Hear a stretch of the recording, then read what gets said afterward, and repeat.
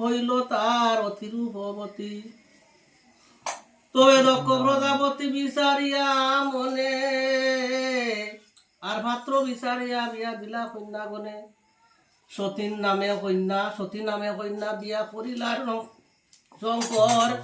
আর সতীরে লইয়া গেলা কৈলাস শিখর। একদিন দক্ষরাজ কন্যাকে দেখিতে দেবগণ সঙ্গে চলি গেলা কৈলাসেতে। দেবগণ দেখি শিব বন্দিলা চরণ।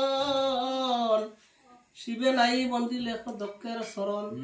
তাহা দেখি দক্ষরাজ ক্রোধ করি মন।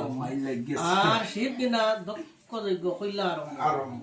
নারদে জানাই লাগে সতীর বিদ্যমানে যজ্ঞ করো দক্ষরাজ নাই গেলা খেনে। এত শুনি সতী বলে শুনো বঞ্চান। আর আজ্ঞা করো চলো যাই বাপের ভবন। শিব বলে সতী তুমি পিত্রালয়ে যাবে। আর বিনা নিমন্ত্রণে গিয়া অপমান পাবে। শিবের মুখেতে এই কথা শুনিয়া যে সতী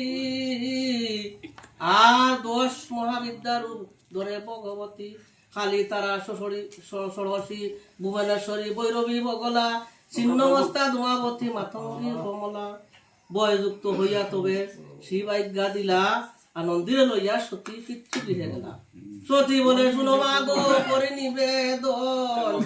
আর শিবের নিমন্ত্রণ নাই হইল কি কারণ।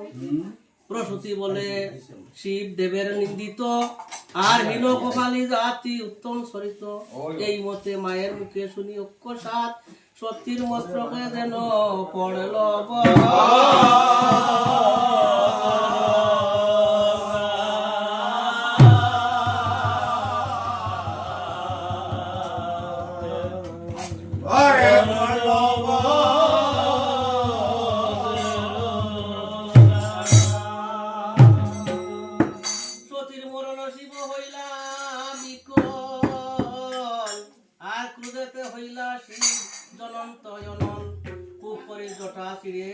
দেবমহেশ্বর। আর বীরভদ্র আদি ভূত জন্মিলা বিস্তার। সকলে সিংহ মুখাতে ত্রিশূল। শিব বলে দক্ষ যজ্ঞ খরহ নির্মূল।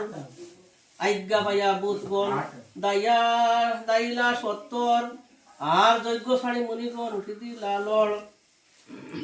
দেখিয়া রুশিলা শিব অগ্নির সমান। আর ব্রহ্মাদি দেবগণ হইলা অন্তর ধ্যান। চক্ষু হইতে অনল ছুটিল অক্ষসাত।